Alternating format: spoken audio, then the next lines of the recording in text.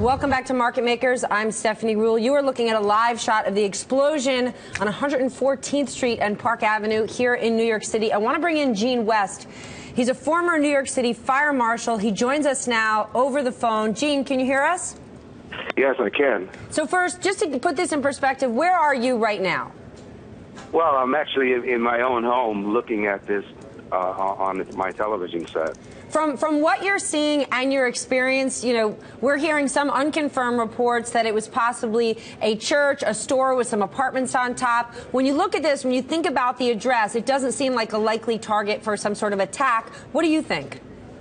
Well, no, this looks like a fire like this would normally be associated with a gas leak.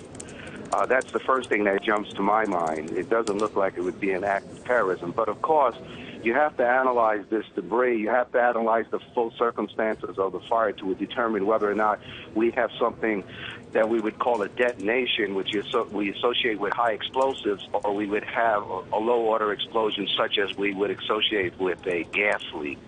You know, the gas leak will lift and separate parts of the building and cause it to collapse, where a detonation would rip and tear pieces of the building. So there are a lot of things to look at here. Gene, but what I'm looking at looks consistent with a gas leak right now. Gene, they're calling it a four-alarm fire. What does that mean in New York City? Well, a four-alarm fire a four-alarm fire is a large assignment of vehicles. You're probably going to have at the end of the day, you're probably going to have somewhere in the order of 60 or 70 fire department apparatus respond to this scene.